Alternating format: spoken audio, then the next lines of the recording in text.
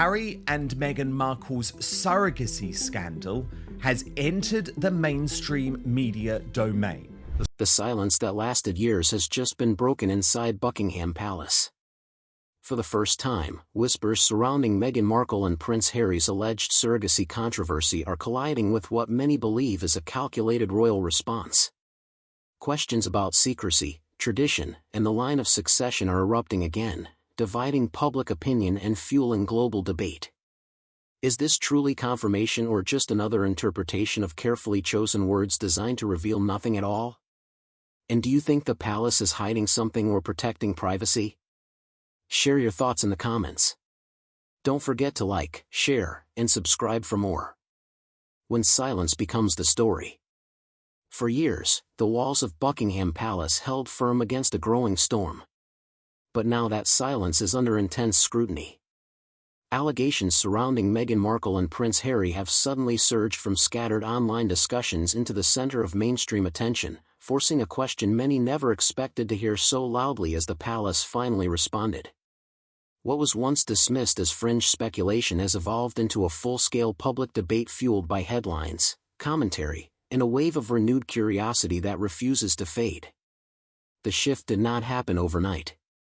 For a long time, these claims existed on the edges of public conversation, circulating quietly among niche audiences and rarely breaking into credible platforms.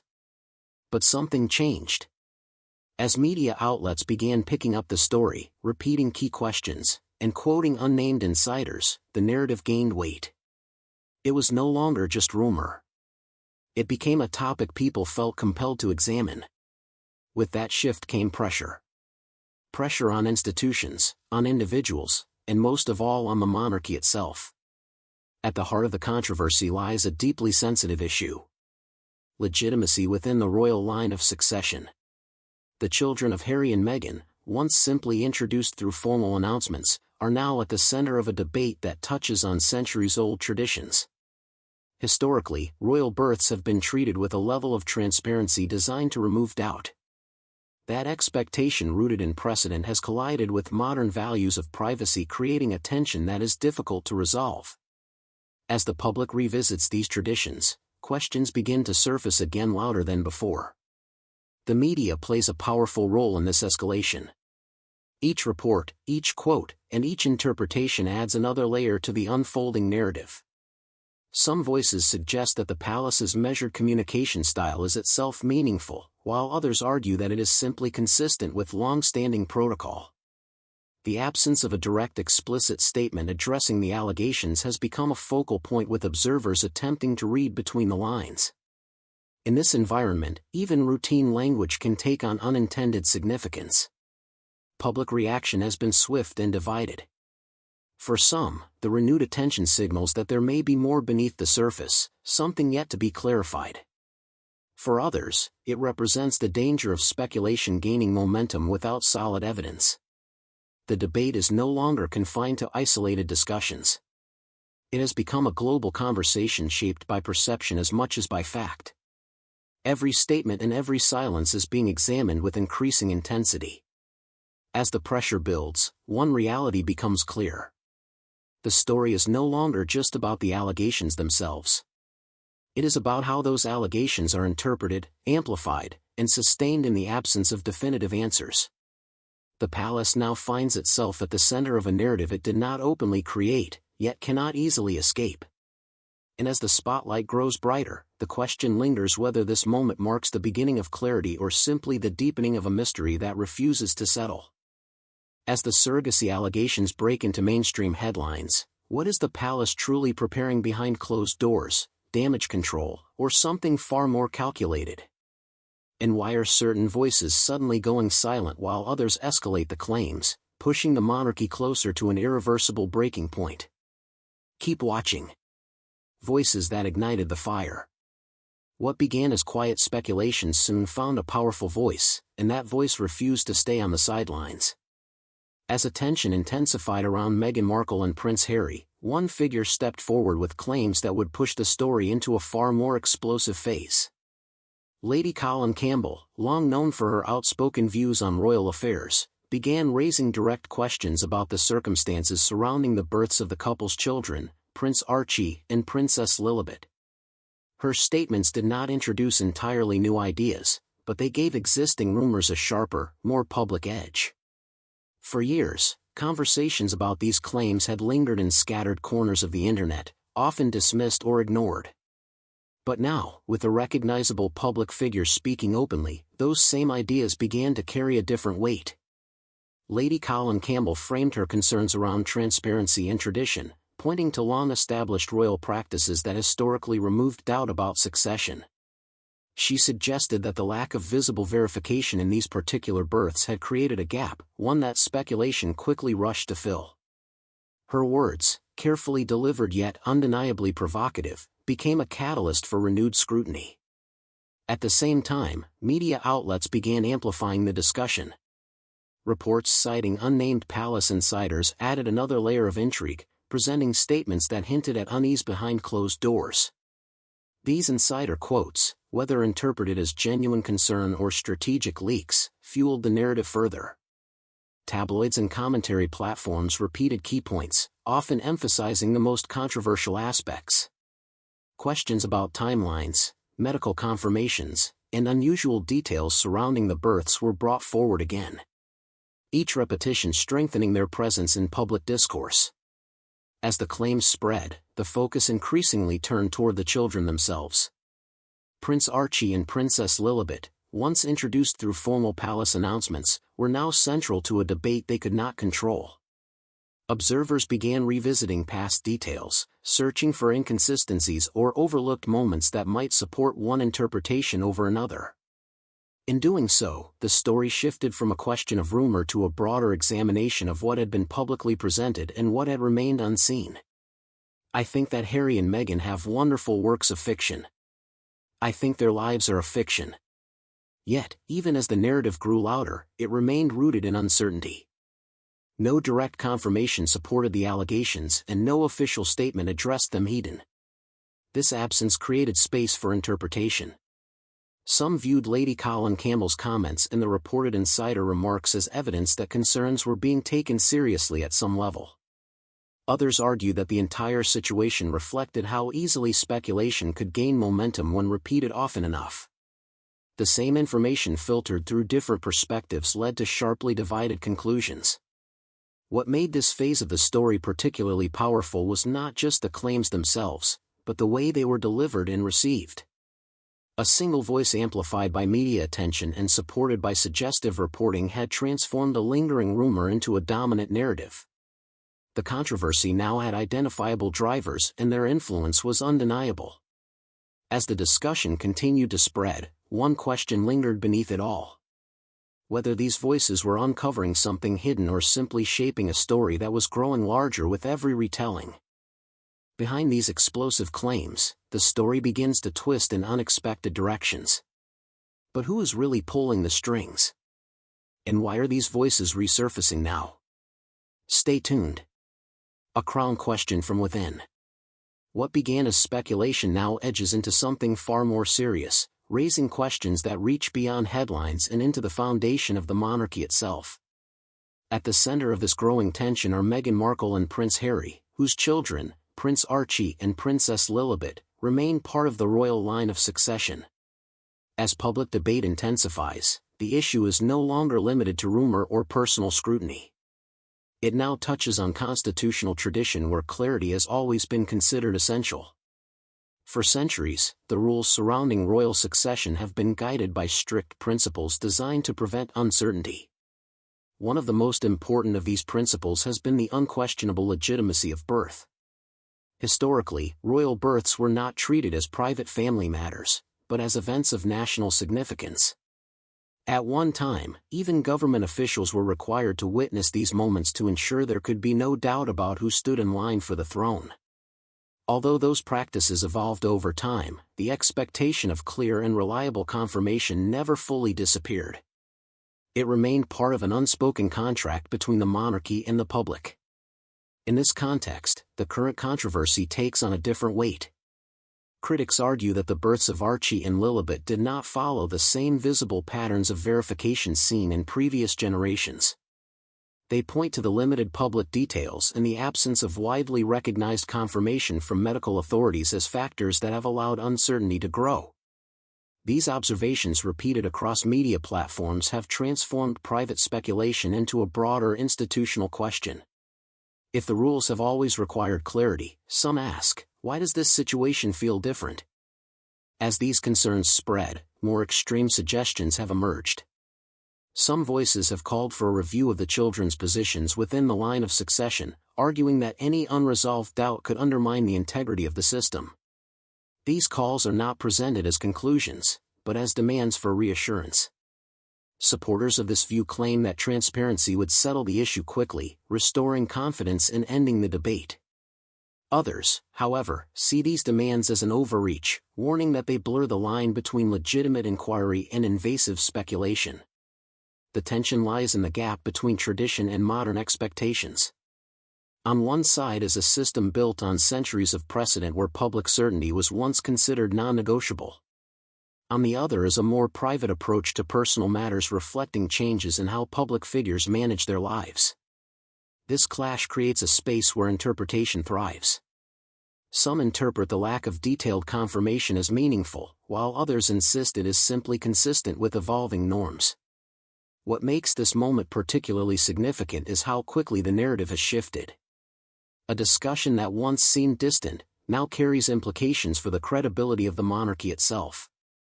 The line of succession, long viewed as stable and unquestioned, is suddenly part of a wider debate shaped by perception as much as fact.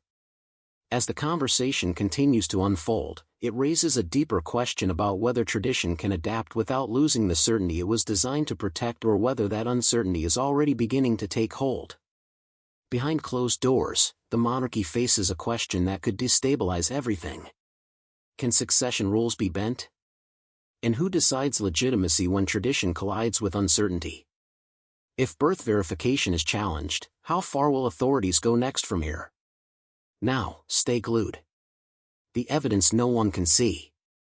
As scrutiny deepened, attention shifted to something far less visible, yet far more powerful. The absence of clear public proof. Questions surrounding Meghan Markle and Prince Harry were no longer driven only by what had been said, but by what had not been shown.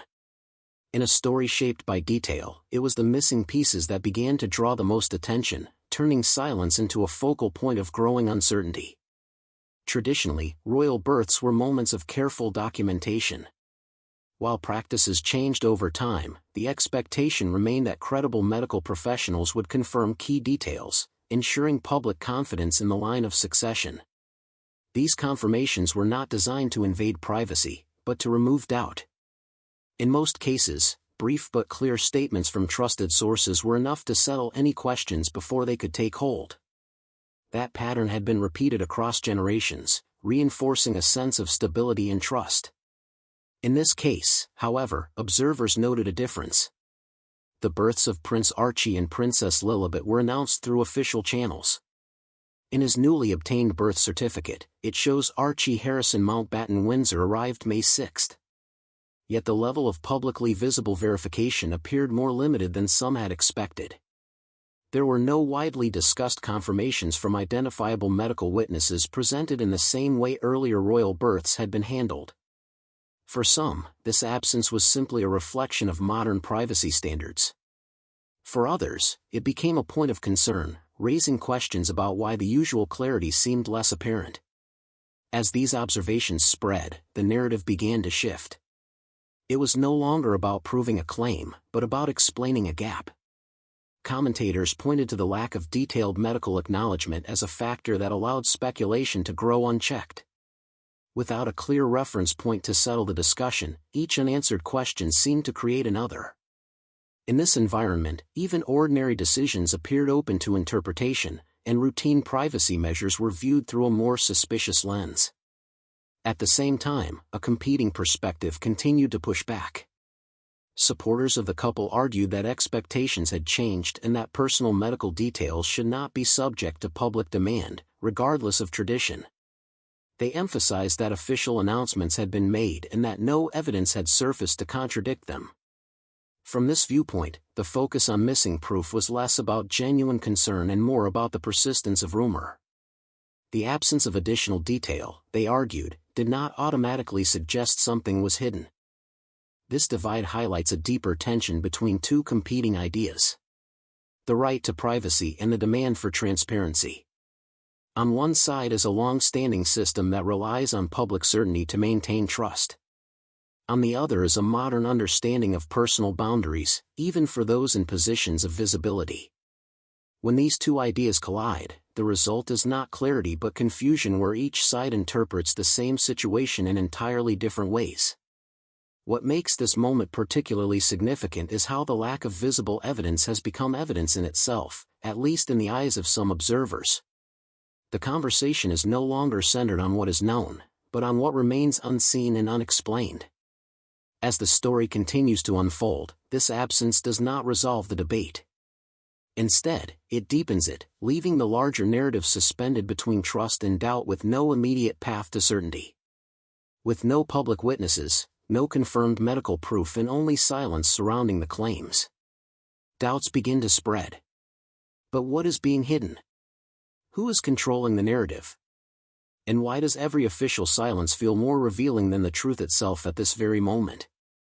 Let's find out.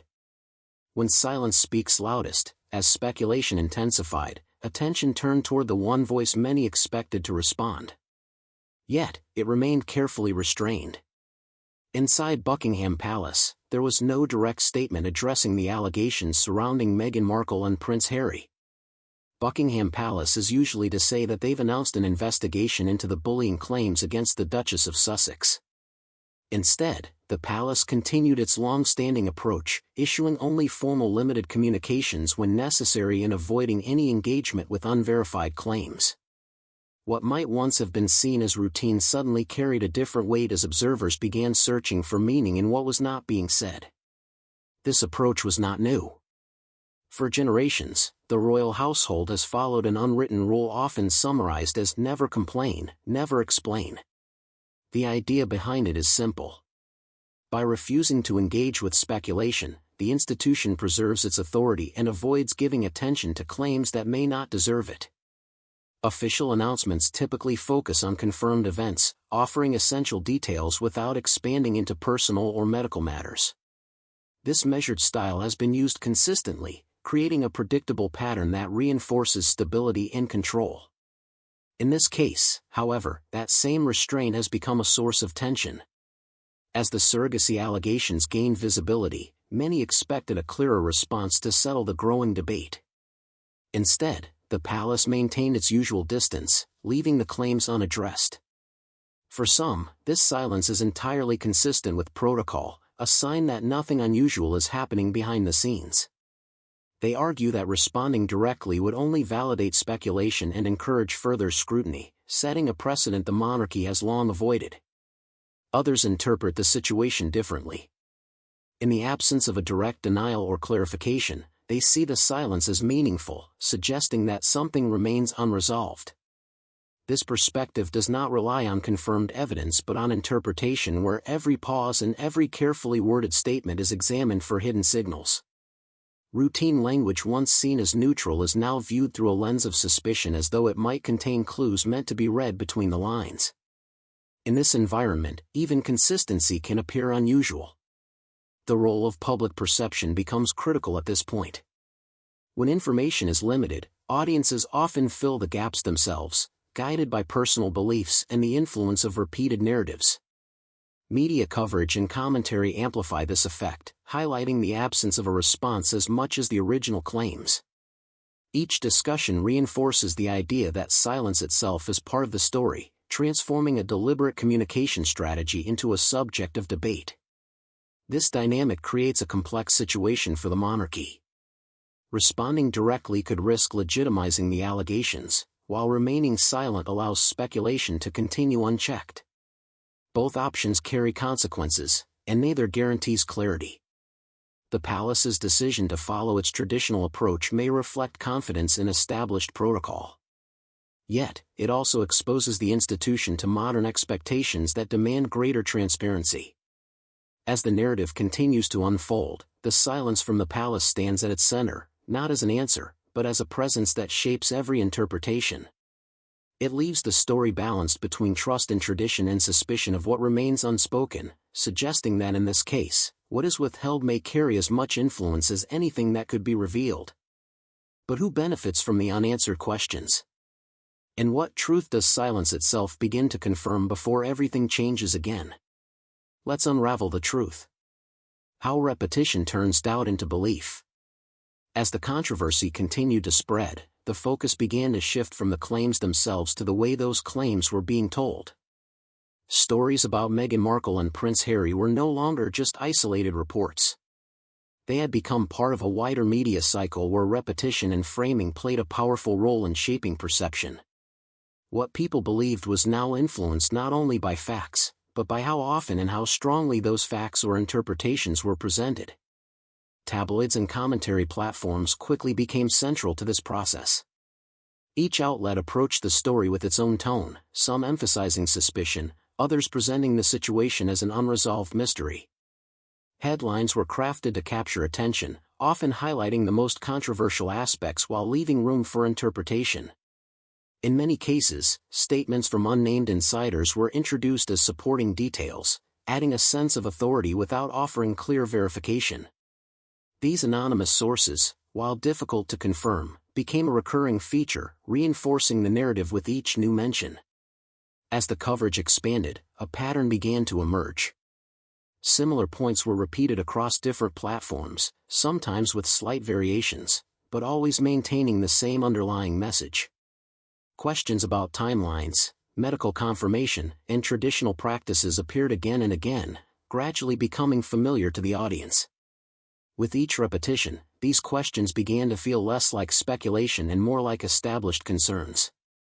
The distinction between what was known and what was suggested started to blur. At the same time, tone played a critical role in shaping how the information was received. Subtle wording choices could influence interpretation without making direct claims. Phrases that implied uncertainty or hinted at hidden details encouraged audiences to read between the lines. This approach allowed commentary to remain technically cautious while still guiding viewers toward a particular perspective. Over time, this method created a sense of ongoing discovery as though each report was revealing something new even when the core information remained unchanged. In contrast, verified facts remained limited and consistent. Official announcements had confirmed the births of Prince Archie and Princess Lilibet, and no direct evidence had been presented to contradict those statements. However, these confirmed details often received less attention than the more speculative elements of the story. The imbalance between verified information and repeated interpretation contributed to the growing perception that something significant might be unresolved. This dynamic highlights how easily a narrative can evolve. When speculation is repeated often enough, it begins to feel familiar, and familiarity can be mistaken for truth. Audiences exposed to the same ideas across multiple sources may start to accept them as widely supported even in the absence of concrete evidence. The story becomes less about what is proven and more about what is believed as the media cycle continues. The line between reality and interpretation remains uncertain. The controversy surrounding Meghan Markle and Prince Harry is no longer driven solely by events, but by the way those events are framed and retold. This raises a deeper question about the power of narrative itself and whether the story unfolding is revealing hidden truths or simply demonstrating how perception can be shaped through repetition alone. But within that repetition, details begin to shift, soften, and sometimes disappear entirely, leaving audiences to question what was originally said and what was later constructed. Each retelling adds a new layer of interpretation, making it increasingly difficult to separate documented fact from collective assumption as the story evolves across platforms and public conversation. And the consequences are only beginning now. Behind every headline, a different version of truth begins to form. But who decides what is real when repetition replaces evidence and tone overrides fact? And if the story was never stable to begin with, how far has it already gone beyond control?